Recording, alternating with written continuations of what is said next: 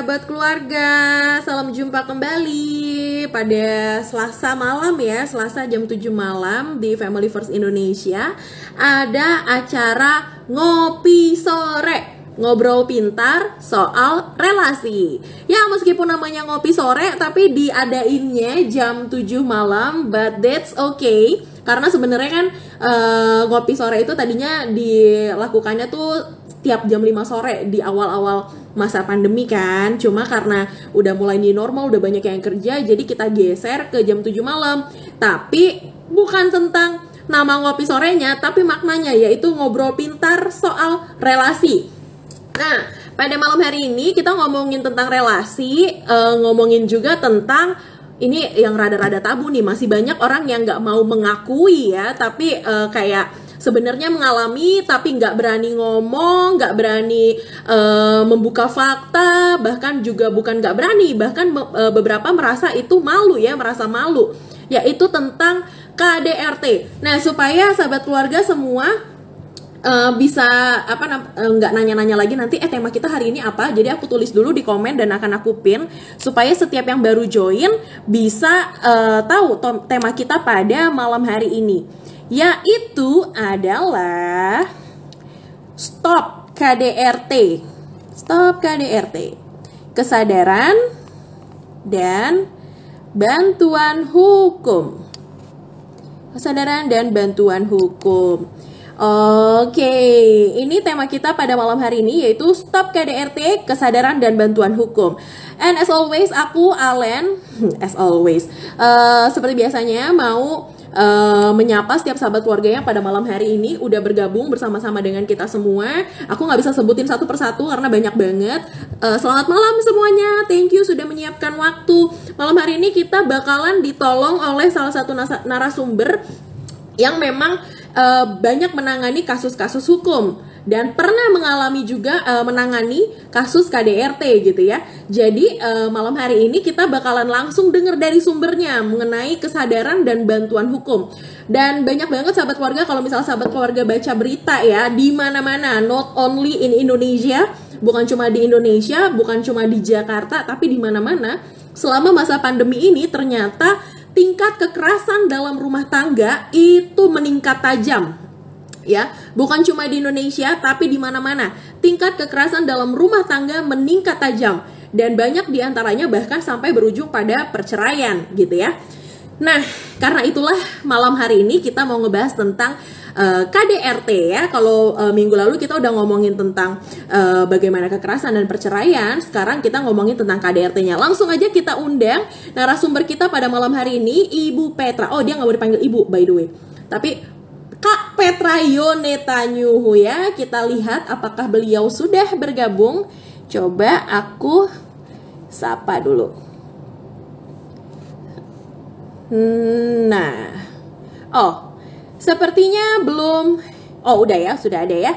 Langsung sahabat keluarga, kalau misalnya sahabat keluarga pernah mengalami ataupun mungkin pernah melihat kejadian langsung gitu ya tentang KDRT ini dan mau sharing, mau berbesar hati sharing dengan kita semua, jangan lupa komen di bawah tentang pengalaman atau pendapat dari sahabat keluarga mengenai KDRT gitu ya.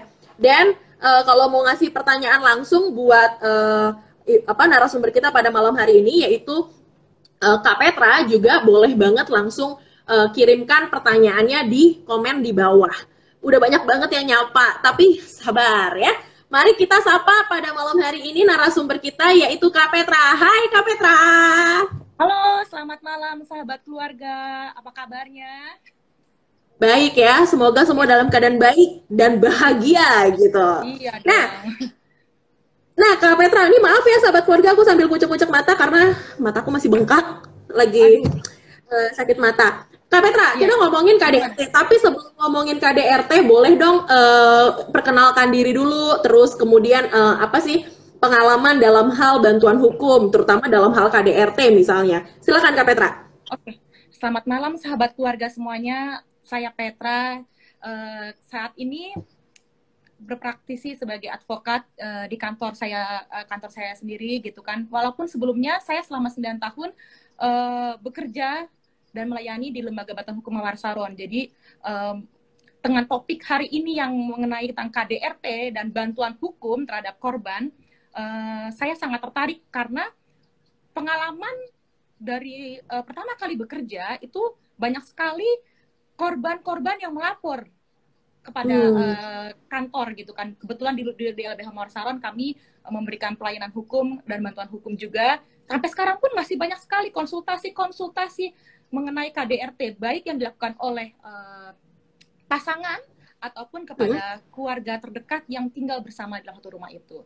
Jadi topik hari ini sangat sangat bagus sekali, apalagi disambung dengan masa-masa epidemi corona di mana tingkat KDRT menjadi meningkat gitu. Semoga bermanfaat topik hari ini. Ya, pasti bermanfaat. Dikunci ya. Tadi udah sempat disinggung, tapi itu nanti akan jadi pertanyaanku mengenai siapa aja sih yang biasanya terlibat di dalam KDRT. Tapi sebelumnya nih, Kak Petra, boleh nggak sih kasih pengantar buat kita semua? Sebenarnya, apa aja sih yang bisa dikategorikan atau disebut sebagai perilaku KDRT? Bentuk-bentuknya seperti apa aja? Baik. Jadi KDRT itu sebetulnya adalah sampai sejauh ini ya, masyarakat melihatnya adalah benar. Tadi kata Alen tadi bahwa sangat tabu. Kenapa? Karena itu mempengaruhi wilayah domestik seseorang gitu kan, dalam rumah tangganya. Jadi ketika dia membahas tentang KDRT, orang akan melihat bahwa itu merupakan ranah pribadi daripada orang yang mengalami atau yang melakukan. Padahal KDRT secara eksplisit disebutkan di undang-undang bahwa setiap perbuatan, artinya setiap perbuatan ini walaupun mengarah kepada perempuan, di sini ditekankan di undang-undang bahwa setiap perbuatan tersebut berakibat menimbulkan kesengsaraan atau penderitaan secara fisik, seksual, maupun psikologis, serta penelantaran dalam rumah tangga. Termasuk di sini adalah ancaman untuk melakukan perbuatan ataupun perampasan kemerdekaan secara melawan hukum dalam lingkup rumah tangga. Jadi sangat luas sebetulnya. Nanti akan dijelaskan juga apa sih KDRT itu bentuknya, ataupun siapa aja sih yang bisa dikategorikan sebagai pelaku dalam KDRT. Jadi nggak semua orang dikatakan sebagai pelaku KDRT. Gitu. Ada orang yang mengatakan bahwa oh ini melakukan KDRT, padahal sebetulnya orang tersebut tidak termasuk dalam lingkup rumah tangga gitu. Nanti mungkin akan dijelaskan seiring ada pertanyaan-pertanyaan mungkin yang berkaitan terhadap pelaku ataupun korban KDRT. Baik, terima kasih. Nah, sahabat keluarga nih, bahkan tadi Kak Petra sendiri udah menyinggung nih ya, kalau misalnya sahabat keluarga ada yang mau memberikan pertanyaan-pertanyaan seputar KDRT, kita kesampingkan dulu rasa malunya, rasa ragunya, tapi langsung tulis aja apa yang mau dipertanyakan atau mungkin juga mau di-sharingkan. Oke, tadi ada 4 poin ya yang disampaikan oleh Kak Petra, bahwa KDRT itu melingkupi dalam bentuk fisik, seksual, psikologis, dan pengabaian dalam rumah tangga tadi. Mungkin dalam arti penelantaran, ya. Itu berarti dengan tidak memberikan nafkah dan lain-lain seperti itu ya? Iya. Nah, nanti berarti kalau gimana? Penelantaran rumah tangga sebetulnya penelantaran ekonomi itu akan lebih lingkupnya sangat ini ya, sangat luas karena itu bersinggungan, nantinya akan saya sebutkan juga bagaimana sih dikategorikan sebagai penelantaran ekonomi atau rumah tangga, karena orang akan menilainya ketika disebutkan oh jangan-jangan saya ditelantarkan gitu, padahal sebetulnya tidak, atau misalnya dia merasa tidak pernah ditelantarkan tapi sebetulnya secara hukum dia ditelantarkan. Nanti akan dijelaskan lagi.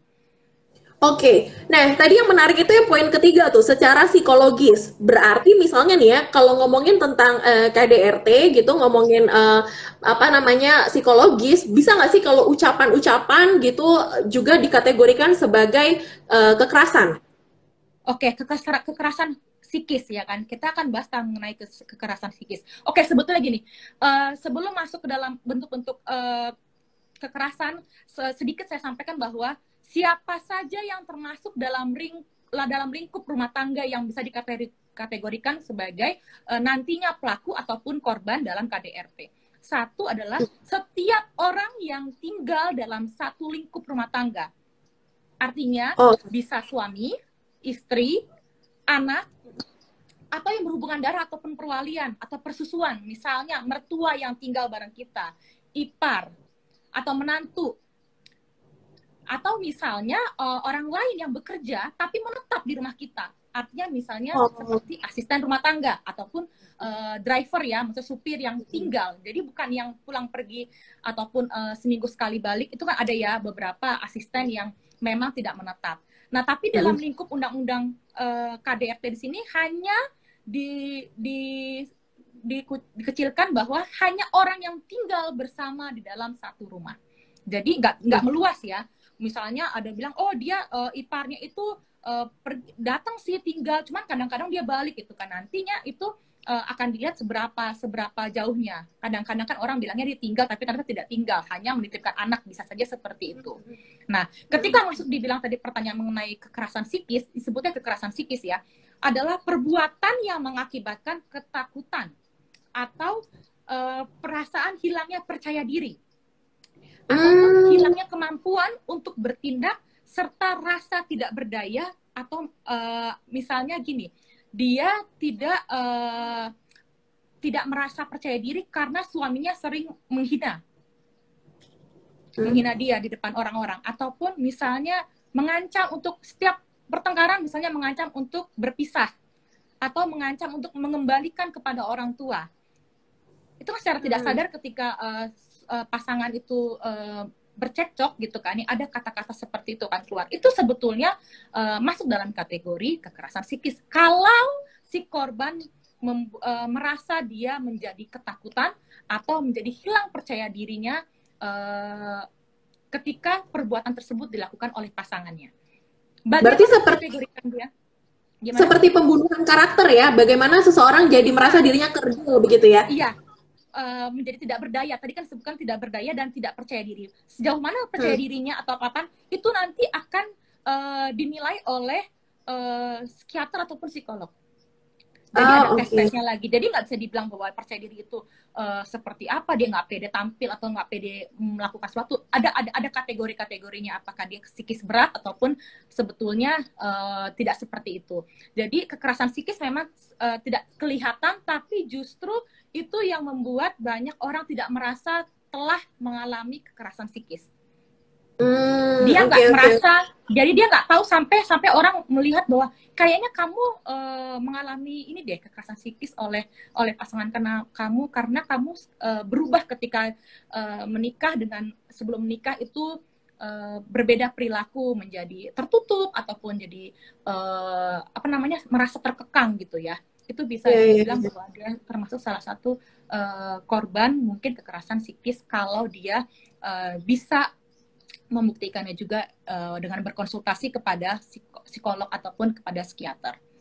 Gitu. Ya, ini hal yang menarik nih ya, ngomongin tentang kekerasan psikis tadi. Salah satunya yang paling gampang banget dilihat tadi kalau pembunuhan karakter atau membuat seseorang merasa tidak percaya diri, tidak berdaya, itu adalah dengan ucapan-ucapan. Jadi sahabat keluarga, coba kita sambil mengevaluasi diri nih, apakah ucapan kita kepada pasangan kita atau kepada anak-anak kita. Nah, ini yang paling sering banget terjadi. Bagaimana orang tua memberikan ucapan-ucapan yang tidak membangun bagi anak-anaknya, bahkan akhirnya mengerdilkan si anak. Ingat, itu ternyata adalah salah satu bentuk KDRT. Meskipun si anak mungkin nggak sadar, tadi diistilahkan sama si Kak Petra adalah nggak sadar bahwa dirinya telah mengalami KDRT. Ini udah ada satu pertanyaan yang menarik, mungkin boleh kita sela dengan pertanyaan dari followers kita dulu ya, Kak Petra ya. Baik. Oke, dari John Goodday. Tetangga di depan rumah sering banget berantem. Pernah sekali waktu lihat istrinya ditampar sama suaminya. Bisa nggak ya kalau tetangga lapor ke polisi? Atau bagaimana sih sebaiknya kita sebagai tetangga? Gimana? Silakan, Kak Petra. Jadi di undang-undang disebutkan bahwa masyarakat pun ikut terlibat dalam pencegahan terjadinya KDRT. Jadi masyarakat itu kan ada tetangga ataupun orang sekitar ya, dalam hal ini banyak sekali orang tetangga yang acuh tak acuh dalam melihat pertengkaran rumah tangga. Jujur saat ini memang orang pasti akan melihat bahwa kalau berantem ya sudahlah gitu kan, masa kita ikut campur. Padahal kalau sudah sampai terjadi kekerasan fisik seperti yang tadi ditanyakan oleh John Goodday bahwa pernah jadi ditampar ya, maksudnya di depan rumah sendiri, itu kan sebetulnya kan kelihatan bahwa telah terjadi kekerasan fisik yang dilihat oleh tetangganya. Menurut undang-undang pun sebaiknya masyarakat tersebut turut ikut berperan serta. Artinya bukan aktif untuk mengkompor-kompori atau apa, kan kadang-kadang orang takutnya, wah ini ngompori nih tetangganya, atau wah ikut campur aja sih gitu kan rumah tangga orang. Padahal seharusnya sebagai tetangga dia harus ikut mencegah dan memberikan perlindungan. Artinya ketika terjadi kekerasan fisik yang dilihat oleh, yang justru kelihatan banget ya, kalau kekerasan psikis kan yang dirasakan oleh si korban langsung. Tapi kalau kekerasan fisik kan kelihatan bahwa dia telah dilakukan ditampar ya oleh pasangannya. Seharusnya memang sebagai tetangga dia harus ikut membantu. Dalam hal ini bisa melaporkan kepada kepolisian, tapi dengan catatan dia harus mendapatkan kuasa daripada korban. Jadi harus ada kuasa dulu kalau dia mau melaporkan. Misalnya dia mau ngomong sama ketua RT-nya nih, Pak tetangga nih ini mulu berantem mulu di rumah saya, bahkan sampai misalnya lempar panci atau menampar, itu kan sangat berbahaya juga buat anak ataupun orang-orang sekitar. Bahwa si ketua RT ataupun tetangga yang ikut melihat terjadinya kekerasan fisik terhadap orang tersebut harus mendapat kuasa terlebih dahulu untuk melaporkan kepada kepolisian. Tapi kalau misalnya tetangga tersebut sampai dengan misalnya dikatakan dia pingsan ataupun tidak berdaya, dalam hal ini dia sampai dengan luka berat, dia tanpa kuasa pun dapat melaporkannya sebagai tetangga. Gitu. Berarti nggak boleh ya sebenarnya. Masyarakat juga justru sangat diharapkan. Jadi bukan hanya orang keluarga yang tinggal situ yang bisa melaporkan, tapi masyarakat pun diharapkan dapat turut serta untuk mencegah terjadinya KDRT.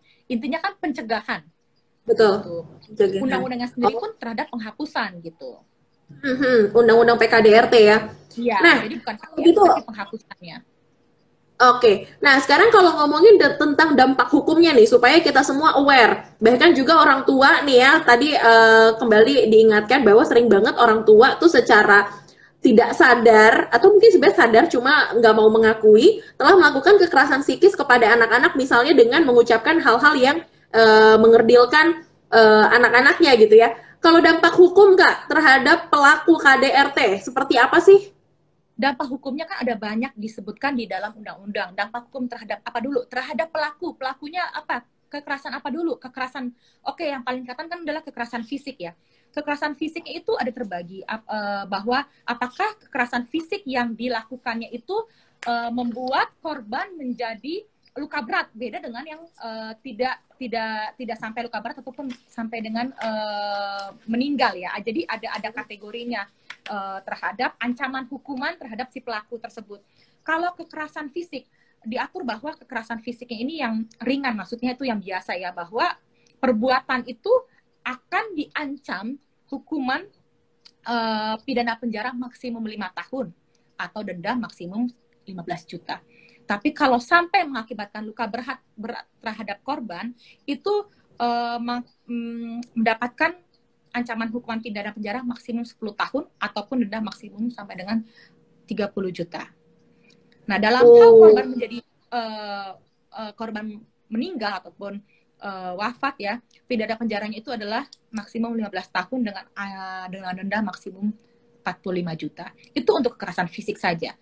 Tapi dalam hal kekerasan psikis itu kan harus dibuktikan juga ya. Tadi yang saya bilang bahwa dia harus mendapatkan tes dulu, misalnya dibilang visum et repertum psikiatri. Jadi ada visum terhadap kesehatan jiwa dia, psikiatrinya ya. Nah, itu ancaman hukumannya itu adalah maksimum 3 tahun atau denda maksimum 9 juta. Tapi dalam hal yang dilakukan kekerasan tersebut dilakukan oleh suami atau istri, maksudnya pasangan, itu maksimumnya hanya 4 bulan atau denda maksimum 3 juta untuk kekerasan psikis. Jadi berbeda terhadap yang dilakukan oleh suami atau istri. Yang paling kelihatan adalah bahwa ditekankan di sini adalah delik ini adalah, maksudnya adalah laporan yang dilakukan itu adalah bersifat aduan. Jadi artinya ketika sudah melapor, si korban itu melapor kepada kepolisian bahwa dia dapat mencabut sewaktu-waktu laporannya tersebut. Artinya misalnya dia damai si suami atau istri. Si korban itu bisa mencabut laporannya, artinya tidak dilanjutkan perkaranya. Nah, disinilah bedanya undang-undang KDRT dengan sistem hukum pidana yang lain. begitu. Kalau misalnya tadi dibilang kan kalau karena sistemnya apa namanya sifatnya adalah sebagai aduan boleh dicabut. Kapan batas waktu dicabutnya? Artinya kan mungkin mereka mau menyelesaikan secara kekeluargaan atau yang lainnya gitu ya. Nah itu sampai batas apa sih mereka masih bisa mencabut? Maksimum itu 3 bulan setelah diajukannya laporan. Oh, oke oke oke. Baik baik baik. Jadi si Nah, korban dapat berpikir untuk oke. melanjutkan atau mencabutnya. Oke, oke. Ini udah ada yang bertanya lagi sebelum aku lanjut ke bantuan hukum ya. Habis ini kita mau bahas tentang bantuan hukum, Kak. Tapi ada satu follower yang nanya dari aku Sperororo, Kak, apakah termasuk KDRT bila si istri dilarang suami untuk bekerja? Alasannya alasan suami karena ekonomi rumah tangga sudah baik, tapi istri bekerja untuk hobi juga sebenarnya. Tolong info dan penjelasannya ya Kak, karena banyak istri yang dilarang bergaul dan berkreasi setelah mempunyai anak. Gimana? Silakan. Oke. Kalau dari tadi saya bilang bahwa penelantaran ekonomi itu justru tadi saya bilang dari awal ada batas-batasnya.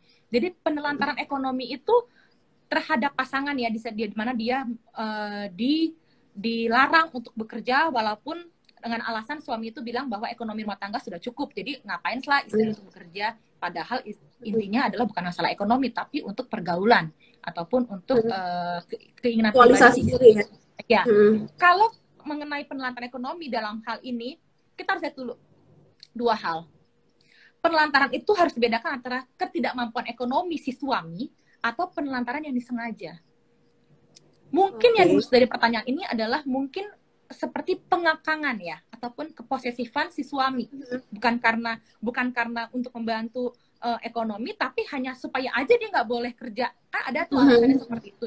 Udah lah di rumah aja udah disediain kok semuanya kebutuhan. Padahal kalau si istri merasa bahwa dia dilarang karena alasan yang dibuat-buat, dan itu membuat dia menjadi ketergantungan secara ekonomi terhadap suaminya, sehingga dia tidak dapat merasakan dunia kerja seperti dia sebelum nikah, misalnya begitu ya, itu bisa saja. Tapi ya tadi saya bilang, batasan itu gimana? Itu disengaja oleh suami, atau memang karena suaminya itu memang hanya melarang saja karena lebih baiklah istrinya di rumah untuk mengurus anak. Kan ada alasannya itu ya. Alasan anak ataupun untuk kesehatan ataupun keselamatan istri kan bisa saja. Tapi kalau hanya untuk dicari-cari seperti hanya karena posesif aja, takutnya ntar dia di kantor ada orang lain lah, atau pokoknya yang penting istri nggak boleh kerja. Nah itu baru ya, dipermasalahkan. Sebetulnya penelantaran ekonomi rumah tangga yang dimaksud undang-undang itu bisa terjadi dalam hal gini, misalnya si suami kurang menyediakan sarana prasarana, sandang pangan papan, ya, tidak menyediakan perawatan terhadap istrinya dalam hal ini kesehatan ataupun dalam hal bentuk lain yang mendukung berjalannya ekonomi rumah tangga. Nah itu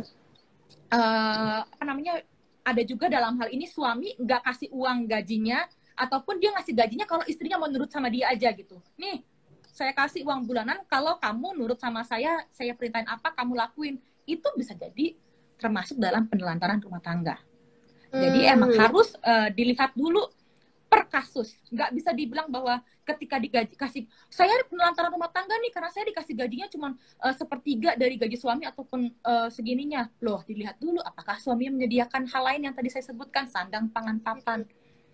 Atau memang itu memang hanya karena ada kebutuhan-kebutuhan lain yang harus dipenuhi oleh suami yang tidak diketahui istri, misalnya cicilan ataupun hal-hal membantu keluarga. Kan bisa saja seperti itu. Jadi tidak bisa langsung dibilang bahwa saya ditelantarkan oleh suami saya karena gajinya diberikan kepada saya hanya 1/5 atau hanya 1/6 gitu kan. Itu ya beda dong gitu kan. Padahal sandang pangan papan sudah disediakan oleh suaminya di rumah. Jadi harus ini ya, harus kasuistis ya dilihat ya. Jadi nggak bisa langsung bahwa kita kategorikan kamu ditelantarkan, nggak bisa seperti itu. Wah, ini menarik nih. Tadi pertanyaannya kan pertama kalau istri nggak dibolehin kerja. Nah ini kasuistik juga tadi. Mesti dilihat dulu. Sebenarnya nggak dibolehinnya karena apa? Misalnya karena alasan kesehatan si istri kah? Atau misalnya ada kepentingan untuk anak kah? Jadi memang kuncinya masih di komunikasi nih sahabat keluarga. Kalau misalnya ada hal-hal yang maka tadi dibilang nih kalau terjadi KDRT itu ada beberapa hal yang mungkin agak-agak mesti dilihat lebih dalam lagi apakah subjektif atau objektif kita melihatnya gitu ya. Nah ini ada pertanyaan lainnya nih. Tapi sebelum pertanyaan lainnya, aku mau info nih kita tinggal 5 menit nih Kak Petra. Boleh nggak kita perpanjang waktunya lebih dari 30 menit? Boleh, boleh. Karena sebetulnya masih ada satu lagi yang mau dibahas tentang kekerasan seksual. Walaupun Oh kedengarannya itu iya. sangat, ya, sangat-sangat sensitif ya, tapi itu justru yang nomor satu pertama yang tidak yang jarang sekali orang mau melaporkannya. Jadi selain kekerasan, ya betul, penelantaran ya kan, kalau penelantaran kelihatan gitu kan. Tapi kalau kekerasan seksual kan yang hanya dilakukan oleh pasangannya saja dalam hal ini, ataupun orang yang tinggal misalnya terhadap ipar ataupun ya dalam hubungan perkawinan ataupun persemendaan ya istilahnya. Nah ini yang paling jarang orang untuk bersuara ya, padahal di undang-undang sendiri pun diatur sedikit banyaknya mengenai apa sih maksud kekerasan seksual gitu. Boleh langsung dibahas deh Kak. Kekerasan seksual itu gimana kalau di dalam rumah tangga? Sudah pasti dilakukan terhadap orang yang tinggal di dalam rumah tersebut ya. Yang tadi saya sebutkan siapa aja yang tinggal. Yang kedua, bahwa kekerasan seksual ini banyak bentuknya. Salah satunya adalah misalnya pasangan tersebut, ini kategori biasanya istri ya, yang menjadi perempuan maksudnya, yang menjadi korban biasanya. Misalnya dia tidak bersedia untuk melayani suaminya sehingga dipaksa, pemaksaan lah istilahnya. Kedua, ataupun dalam hal berhubungan dia tidak mau karena berhubungan dengan posisi-posisi tertentu gitu kan ya, itu juga jadinya pemaksaan. Nah itu sebetulnya termasuk dalam kategori kekerasan seksual. Yang menjadi pertanyaan apa, nantinya dia mau melapor nggak sih terhadap kekerasan yang dialami itu kepada kepolisian? Belum tentu, bahkan biasanya jarang terjadi, kecuali memang suaminya mempunyai sedikit kelainan seksual, beda lagi ya. Tapi kalau dalam hal pemaksaan untuk berhubungan, walaupun ternyata ketika istrinya tidak mau ataupun tidak mood, atau misalnya sedang ada halangan, itu kan tidak boleh dipaksa. Padahal itu termasuk dalam kekerasan seksual gitu. Iya, ancaman hukumnya? Iya, dia adalah pidana penjara minimum 4 tahun dengan maksimum 15 tahun, atau denda minimum 12 juta dengan maksimum adalah 300 juta. Gitu. Jadi kekerasan seksual ini juga kelihatannya tabu, tapi padahal mungkin sering terjadi dalam masyarakat, apalagi dalam masyarakat mungkin dalam golongan menengah ke bawah gitu. Dan sebenarnya dari 4 jenis tadi ya, 4 jenis KDRT, yaitu kekerasan fisik, kekerasan seksual, kekerasan psikologis, dan kekerasan dalam hal penelantaran ekonomi rumah tangga, sebenarnya juga bisa berujung kepada psikologis juga sebenarnya ya. Jadi sebenarnya pasti akan mempengaruhi psikis seseorang nih. Wah nih bahaya banget kalau udah kena psikis, ada trauma-trauma tertentu yang terbawa sampai pada masa depan anak, juga akan sangat berbahaya sahabat keluarga. Jadi kita mesti kenali sedari sekarang. Kak Petra, sebelum aku bacain lagi pertanyaan dari sahabat keluarga, ini terus bertubi-tubi nih pertanyaannya. Aku satu pertanyaan lagi dong dari aku tentang bantuan hukum, Kak. Bantuan hukum apa yang bisa dicari oleh korban dan gimana caranya? Bantuan hukum terhadap korban KDRT dalam hal ini biasanya adalah istri ataupun anak ya. Tapi kalau anak yang belum dewasa biasanya membutuhkan kuasa untuk melaporkan ataupun mengadukannya. Dalam hal ini ketika misalnya kita bicara tentang istri yang mengalami menjadi korban dalam KDRT, dia dapat melaporkannya selain kepada kepolisian, dalam hal ini unit pelayanan PPA ya, di kepolisian wilayah tempat dia tinggal ataupun terjadinya KDRT, dia juga dapat mengkonsultasikan ataupun menginginkan bantuan hukum kepada advokat ataupun lembaga-lembaga bantuan hukum yang dapat membantunya untuk berproses ataupun mendampingi dalam setiap tingkat pemeriksaan. Jadi korban itu sendiri kalau dalam hal bantuan hukum dia berhak dan wajib untuk didampingi. Nah, bagaimana gitu kan ya, dia ya harus mengkonsultasikan disertai dengan bukti, misalnya kalau kekerasan psikis dia bisa juga meminta visum et repertum psikiatri terhadap kekerasan psikis yang dialaminya kepada dokter jiwa ataupun psikiater. Sedangkan mengenai kekerasan fisiknya dia juga dapat melaporkannya dengan memberikan bukti juga terhadap visum et repertum untuk nanti yang diajukan sebagai alat bukti di pengadilan. Nah, tadi saya sudah bilang bahwa ujung-ujungnya laporan dapat dicabut. Tapi tadi saya baca nih sedikit nih ada komentar, bagaimana ketika sudah dicabut, apakah nantinya akan berdampak gitu kan, pasti ada dampaknya, pasti. Tapi setiap hal yang kita lakukan itu pasti ada dampaknya. Korban harus mempunyai mindset bahwa apakah kekerasan yang dialaminya itu akan berulang. Dia sebelum dia melaporkan, dia harus berpikir dulu juga gitu kan. Karena kan tadi berhubungan dengan pertanyaan bahwa nanti dampak hukumnya gimana kalau saya lapor polisi. Nanti suami saya pasti akan berubah sikap. Oh, itu udah pasti. Tapi dia harus berpikir juga tentang keselamatan diri dia sendiri dan juga keselamatan orang yang bersama dia, misalnya anak. Ya, apakah itu akan berulang ataupun akan dia menimpa anaknya, atau nanti orang tersebut mau berubah nggak gitu. Itu kan berhubungan dengan si pelaku. Ya kan? Betul. Satu poin yang pasti bahwa setiap orang tuh harus merasa dia dikasihi. Jadi nggak bisa bilang bahwa saya tuh berhak untuk mendapatkan perlakuan kasar karena saya mungkin kurang baik terhadap suami saya ataupun saya kurang. Nggak bisa seperti itu. Setiap orang harus berprinsip di mindset dia bahwa setiap orang itu berhak untuk hidup layak dan dikasihi.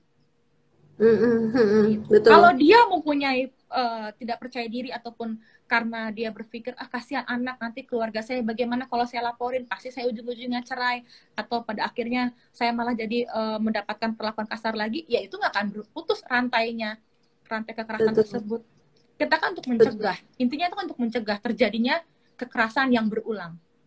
Gitu. Jadi pasti ada dampaknya, tapi harus terutama mungkin karena banyak juga para pelaku KDRT mungkin juga membawa trauma di masa lalu ya, bagaimana mereka mungkin sebagai korban di masa lalu kemudian terngiang dan akhirnya tanpa sadar atau mungkin secara sadar melakukannya dalam rumah tangganya sendiri, begitu ya?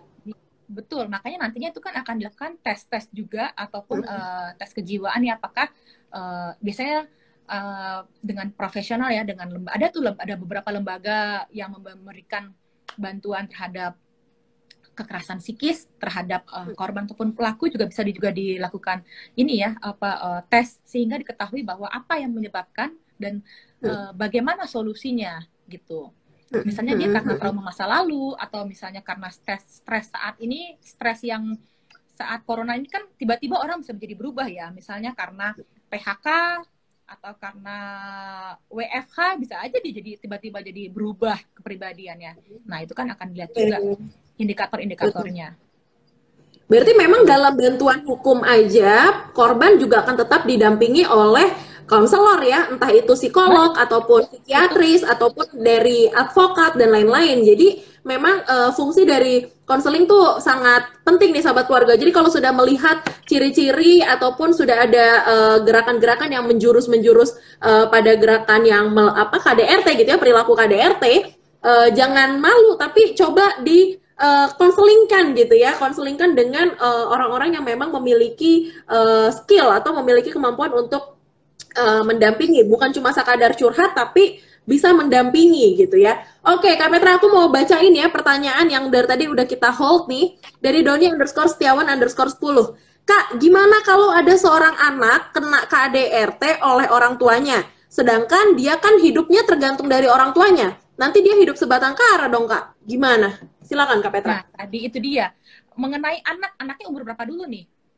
Apakah dia dalam hal ini bisa untuk menceritakan, misalnya kan ada umur berapa anak kan ada kategori-kategori umurnya. Ketika dia mendapatkan kekerasan gitu kan ya dari orang tuanya, dia bisa melaporkannya misalnya kepada keluarganya yang terdekat untuk membantu untuk diberikan kuasa ataupun mendampinginya dia untuk melaporkan hal tersebut. Walaupun pada akhirnya memang menjadi penelantaran dalam hal ini ekonomi orang tuanya itu tidak tersalurkan kepada anak, tapi memang itu akan menjadi hal yang menjadi hal yang krusial bahwa kekerasan tetap harus diputus rantainya. Jadi apapun yang terjadi, walaupun itu nanti akan dilihat juga seberapa perannya orang tua ini, apakah dua-duanya gitu kan, apakah hanya orang tua yang laki-laki yang melakukan kekerasan ataupun ibunya saja, kan harus dilihat juga. Jadi si anak dapat melaporkannya kepada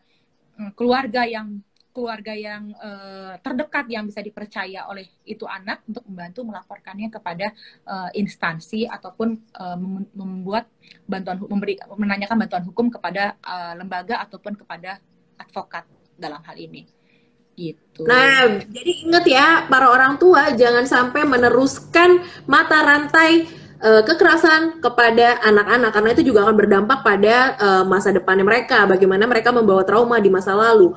Oke, lanjut nih Kak dari Siarni. Malam Kak Petra, kalau kita marah sama anak tapi karena tidak mau belajar, apakah itu termasuk kekerasan pada anak? Silakan Kak Petra. Nah, kalau ibu-ibu sudah pasti tahu ya bagaimana, walaupun saya juga sebagai ibu juga pasti tahu bagaimana, karena kita juga tahu kategori apa kita harus marahin anak. Nggak mungkin kita marahin kalau tidak ada sebab, ya kan? Memarahin itu seperti apa? Misalnya menyuruh untuk belajar, saya rasa itu wajar ya, tapi dengan cara seperti apa dulu, ya kan? Dengan cara seperti apa dulu itu anak-anak dikatakan bahwa itu termasuk kekerasan. Kan nggak mungkin marahnya itu cuma marah biasa, marah ibu-ibu kan pasti tahulah sebatas apa marahnya ibu-ibu, ya kan? Tapi kan bagaimana marahnya itu kategori yang mana dulu? Misalnya dia sambil melakukan hal-hal yang disertai dengan kekerasan fisik gitu kan, ataupun dengan hal-hal lainnya, itu yang baru termasuk kekerasan, ya kan? Jadi kalau marah, saya rasa marah itu ada batasnya ya. Jadi nggak serta-merta orang marah itu sudah pasti kekerasan juga. Nah, ada batasnya itu, seperti kita mengalami bahwa ketika kita di sekolah, dia dimarahin pasti ada sesuatu itu. Nggak mungkin alasan guru marahin murid kalau nggak ada alasannya. Sama juga seperti kita anak. Ada batasannya, sebatas apa? Nah, itu yang harus dilihat. Jadi tadi misalnya kayak tadi Kak Petra sempat bilang sampai anaknya tidak berdaya atau apa, nah itu udah termasuk kekerasan tuh sahabat keluarga. Terus kata-kata yang membunuh karakter ya, misalnya dasar kamu bodoh, bukan anak mama kamu segala. Wah, ini bahaya nih. Kalian nggak sadar bahwa kita sudah melakukan kekerasan secara psikis gitu. Oke, Kak Petra lanjut ya. Dari Widya Nasution, nih hari ini banyak nih pertanyaannya udah sampai ke bawah nih. Kalau korban KDRT-nya menolak untuk dilaporkan walau sudah terlihat biru-biru mukanya dengan alasan pelaku adalah sumber penghasilan keluarga, gimana? Nah, itu dia tadi saya udah bilang. Dalam hal itu kekerasan fisik ya, berarti kan ya? Iya, nah, fisik. Orang yang jadi gini, kita melihat itu dalam hal kita lihat nggak dia dipukulin, atau kita lihat ketika sudah terjadi. Harus dilihat juga. Kalau kita ikut melihat tadi seperti tetangganya dilihat bahwa dia ditampar oleh suaminya di depan rumah, kan kelihatan berarti kan tetangga. Itu bisa kita melaporkannya dengan kuasa. Ingat, dengan kuasa. Jadi tidak serta-merta bahwa kita bilang bahwa oh ini biru-biru, kamu kenapa? Saya berantem sama suami saya gitu kan. Oh ini kenapa dipukul gitu katanya. Kita kan berarti kan orang ketiga yang tidak melihat tapi diceritakan oleh si korban si korban KDRT. Nah, disinilah bahwa kewajibannya sebagai masyarakat, dalam hal ini masyarakat luas itu kan terjadi di keluarga ataupun orang-orang sekitar. Nah, kita hanya bisa memberikan membantunya dia dalam hal konsultasi. Jadi istilahnya, ayo lu mendingan konsultasi dulu deh. Kalau nggak berani lapor, konsultasi dulu aja. Setidaknya dia bisa tahu bahwa perbuatan yang dilakukan terhadap dirinya itu adalah salah. Nggak benar gitu. Jadi ketika orang sadar bahwa dia diperlakukan tidak layak oleh orang lain, walaupun itu suaminya sendiri ataupun pasangannya, setidaknya dia terbuka dulu matanya. Nantinya ketika dia sudah tahu apa resikonya, nantinya akan berlanjut, ataupun nanti akan menjadi kebiasaan, ataupun akan menjadi rantai yang tidak putus dan akan berlaku juga kepada anak, itu dia akan bisa terbuka untuk melaporkannya. Setidaknya ketika tadi saya bilang, ketika dilapor dia bisa juga cabut kok laporannya. Bukan artinya bermain-main terhadap laporan, bukan. Ini adalah supaya si pelaku tidak melakukan hal yang berulang. Iya betul. Ada jerah ya. Betul. Jadi ketika orang lain melihat bahwa ada terjadi kekerasan terhadap orang di sekitar dia, kita bisa membantu memberikan konsultasi kepada, ayo kita temenin, kita dampingi kemana, konselor lah kita yuk, atau kita ke pembimbing rohani dulu aja misalnya. Benar nggak sih sesuai agama boleh melakukan hal itu, ya kan? Prinsip-prinsip agamamu apakah memperbolehkan untuk terjadinya hal seperti ini, ya kan? Hmm. Ketika dia sudah mendapatkan masukan-masukan dari orang lain, setidaknya dia bisa berpikir mau dilanjutin atau tidak, gitu kan? Karena biasanya korban KDRT itu satu pertama pasti adalah dia malu. Malunya ini Betul. bukan karena dia malu terhadap diri sendiri, tapi dia malu karena orang lain tahu. Betul. Dia malu karena suaminya melakukan, bukan karena dia kena dipukul atau mukanya biru, bukan karena suaminya yang melakukan. Mungkin kalau orang lain yang melakukan, dia akan lebih, oh gue laporin nih polisi, pasti cepet gitu kan. Misalnya berantem sama orang lain gitu kan ya, pasti laporan. Tapi kalau orang lain terdekat yang melaporkan, belum tentu dia mau. Iya. Itu sudah wajar. Jadi dianggap aib bahkan ya. Jadi harus dibuka dulu pola pikirnya terhadap si korban, baru dia akan menentukan langkah selanjutnya. Kita nggak bisa paksa, tapi karena ya, jadi harus dari si korban dirinya sendiri, kesadaran si korban. Yakin, ya.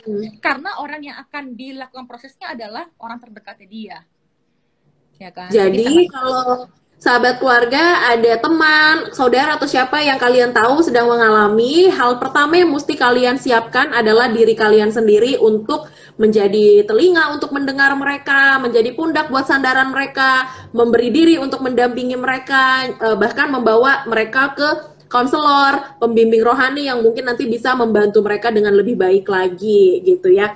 Nah, ini ada pertanyaan berikutnya. Dari V1208E, dampak psikologi setelah kita lapor atas KDRT, efeknya pasti ada ya. Bagaimana kita menghadapinya? Ini mungkin aku yang bantu jawab ya, Kak. Kalau misalnya secara psikologis, pasti ada dampaknya. Tadi bahkan ada yang merasa malu atau apa yang lain-lain gitu ya. Jadi memang yang harus kita lakukan adalah kita menghadapi dengan cara lakukan konseling gitu. Ketemu dengan konselor yang memang punya skill untuk mendampingi kita secara psikis, atau para pembimbing rohani yang kita percaya untuk menolong kita mendampingi secara psikis. Karena KDRT itu yang tadi Kak Petra berulang kali sampaikan, dilakukan oleh orang terdekat kita. Jadi dampaknya akan lebih dalam dibandingkan kekerasan yang dilakukan oleh orang jauh yang mungkin cuma sekadar teman atau bahkan musuh kita gitu ya. Jadi memang butuh pendampingan secara psikologis juga oleh orang-orang yang memang memiliki kemampuan secara psikologis. Nah, untuk pertanyaan berikutnya, oh my god, ini banyak ya. Dari Polsek Setiabudi, wow. Ada Ibu Mariati ya, kalau nggak salah tadi ada tulisannya deh. Halo, bagaimana? Oke, aku baca ya. Bagaimana mengatasi kalau si suami itu berbuat semena-mena terhadap istri dan anak-anaknya? Gimana tuh Kak Petra? Nah, semena-menanya ini semena-mena gimana dulu nih? Harus dijelaskan. Jadi semena-mena orang itu berbeda dengan semena-mena yang termasuk kekerasan di dalam undang-undang. Jadi kalau saya tanya balik, bagaimana gitu? Semena-menanya diapain nih? Misalnya itu uang jajan di stop, atau misal uang bulanan di stop. Saya kasih kalau kamu nurutin. Itu kan jadi ketergantungan ekonomi. Betul. Ya, itu semena-mena sebetulnya. Atau dia posesif terhadap istri dan anaknya, nggak boleh keluar. Harus kalau mau pergi harus bersama-sama terus. Jadi istri maupun anaknya menjadi merasa terkekang, apapun dilakukan harus dalam sepengetahuan dan seizin daripada suaminya, itu termasuk. Jadi harus dijelaskan dulu nih semena-menanya gimana gitu kan. Jadi nggak bisa semena-mena yang secara luas dikatakan itu sebagai kekerasan, tapi harus jelaskan dulu apa semena-menanya gitu. Bagaimana nih? Ya. Itu jadi semena-menanya sangat luas nih ya. Apa semena-mena nggak dikasih uang kebutuhan hidup bulan? Semena-mena yang dulu ya. Jadi harus jelas ya. Karena atau jangan semena-mena dalam arti dikit-dikit nampar, wah ini bahaya juga gitu ya. Ya, itu sudah jelas. Makanya saya bilang lebih kelihatan yang fisik dibanding ini yang psikis ataupun penelantaran. Karena yang dirasakan itu beda orang, beda penafsiran gitu. Betul. Ya kan? Sangat subjektif, betul. Iya. Iya. Oke, aku lanjutkan nih dari Susana Craft. Mau tanya, gimana cara melaporkan suami yang sering memukul istri? Sudah pernah lapor ke polisi, tapi jawaban polisi tidak bisa melakukan apa-apa karena status beliau adalah suaminya. Gimana tuh Kak? Kalau ngelaporin tapi nggak ditindaklanjuti? Loh, karena status suaminya, karena statusnya status si pelaku itulah suaminya, ya makanya sebutnya KDRT. Kalau statusnya bukan suaminya, berarti kan penganiayaan biasa. Makanya saya bilang, kalau sudah sampai dengan tahap pelaporan di polisi, gitu kan ya, harus ini lagi, dilihat lagi sudah sejauh mana dia lapor, apakah sudah ada pemeriksaan terhadap pelaku, sudah ada belum visum yang menyatakan bahwa benar ini, kok nggak dilanjutin perkaranya. Nah itu harus tanyakan dulu kepada polisnya. Kalau statusnya karena suaminya, justru karena suaminya itulah makanya disebut dengan kategori KDRT gitu. Jadi memang tadi mungkin bisa juga kalau di mereka korban langsung ke kayak ke Komnas Perempuan kayak gitu, mereka akan bantu untuk bikin laporan ke polisi nggak ya Kak? Iya, pendampingan. Jadi tadi saya bilang, jadi advokat ada secara yang komersil maupun dalam memberikan bantuan hukum itu ada juga yang pro deo pro bono ataupun memberikan bantuan lembaga bantuan hukum kan banyak, ada LBH yang Mawar Saron maupun API ataupun Komnas Perempuan ataupun bisa juga ke KPAI, Komnas Anak gitu kan. Banyak sekali lembaga-lembaga atau LSM yang dapat mendampingi korban untuk melaporkan ke kepolisian, sehingga ketika dia didampingi, si korban mungkin akan lebih merasa dia lebih percaya diri ataupun lebih merasa, oh berarti ada benarnya saya melaporkan ya gitu. Jadi kalau kadang-kadang kalau kita melihatnya bahwa udahlah laporin aja lah, terserah deh mau dilanjutin apa enggak, bukan seperti itu gitu. Jadi tetap harus dipantau dan ditanyakan juga kenapa tidak dilanjutkan gitu. Kenapa laporan saya kok mandek gitu? Itu harus ditanyakan juga alasannya apa? Apakah buktinya ataukah apa karena suaminya bilang sudah damai, kan harus ada penjelasan pasti, dan ada penjelasan juga dari kepolisian. Nah, itulah sikap aktif kita juga sebagai pelapor diperlukan. Gitu. Jadi memang sebaiknya tetap tegas, terus konsisten, dan cari pendamping gitu ya, supaya, dan ini sahabat keluarga diingatkan ya, jadi melaporkan itu bukan cuma ngomongin, tadi ada yang ngerasa takut, aduh apa KDRT harus berakhir dengan perceraian, nggak juga. Kalau misalnya sudah diatasi bahwa ada counseling, ada pendampingan, ada mediasi dan lain-lain antara pelaku dengan korban, bahkan aduannya tadi bisa dicabut. Jadi ngomongin tentang pelaporan itu adalah memberikan efek jerah, itu satu, dan kedua bahwa supaya saling tahu juga hal-hal yang tidak boleh dilakukan kepada sesama yang ada di dalam rumah tangga tersebut. Oke, terima kasih banget Kak Petra. Ini pertanyaan semua orang udah pada kita jawabin. Yang lainnya nih komen-komen ucapannya terima kasih, benar sekali dan lain-lain. Jadi aku nggak bacain. Cuma aku mau minta penutup nih dari Kak Petra. Boleh dong kasih tips buat para followers kita, followersnya Family First Indonesia, mengenai kesadaran dan bantuan hukum dalam kasus KDRT. Gimana? Silakan Kak Petra. Oke, buat sahabat keluarga, pada intinya tema hari ini supaya orang berpikir bukan hanya dia sebagai korban ataupun sebagai orang lain, tapi dia juga sebagai manusia, dia harus berpikir bahwa setiap orang itu berhak dikasihi, satu. Ya, yang kedua bahwa ketika dia misalnya menjadi korban KDRT, dia harus berpikir dan menilai bahwa apakah saya berhak mendapatkan perlakuan seperti ini. Satu. Yang kedua, apakah ini akan terjadi lagi di masa yang akan datang, gitu, terhadap saya ataupun terhadap anak saya.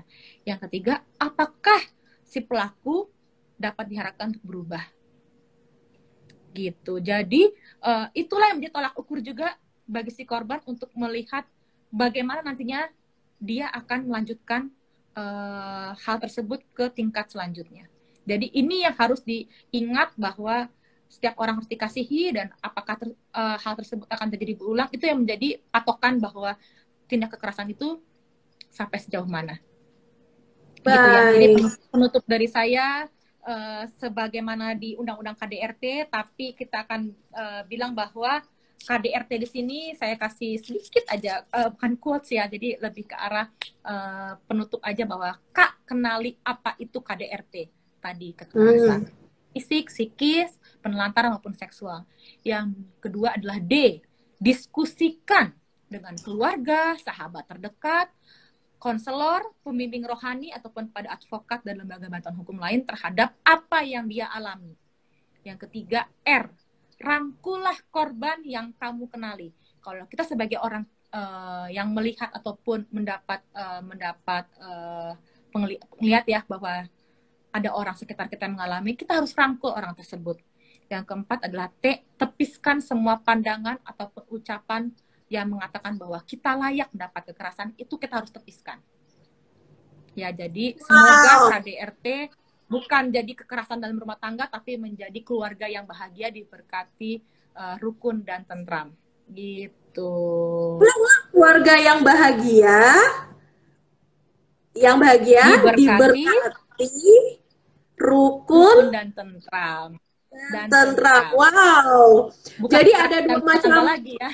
Ya, jadi KDRT-nya bisa dibalas dengan dua macam KDRT yang lain ya, yaitu kenali bentuk-bentuk KDRT, kedua diskusikan dengan pembimbing rohani, keluarga, konselor, kemudian R, rangkul korban yang kita kenali, yang kita tahu bahwa mereka mengalami kekerasan, kemudian yang T, tepiskan ucapan atau pandangan yang mengatakan bahwa kita layak menerima kekerasan. Kemudian KDRT yang kedua adalah K, keluarga yang bahagia, keluarga bahagia, yang D, diberkati, R, rukun, T, dan tentram. Luar biasa sekali.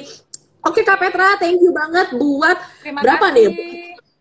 Oh, hampir 1 jam kita ngobrolin KDRT. Oh nih udah ada yang kasih kesimpulan. Thank you HK Hernadi. Oh, iya benar KDRT. HK Hernadi. Jadi sahabat keluarga, terima kasih banget nih ya sudah meluangkan waktu hampir 1 jam. Juga Kak Petra meluangkan waktu hampir 1 jam. Kita menggumuli topik KDRT, Stop KDRT,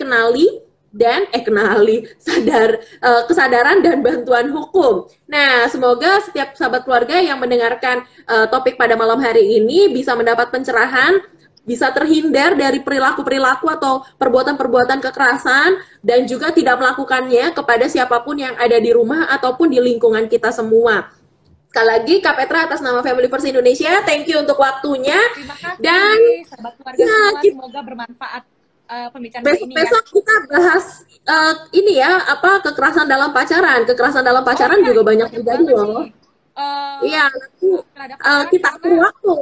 Oh iya, betul. Itu penjelasannya lebih dalam lagi karena sebetulnya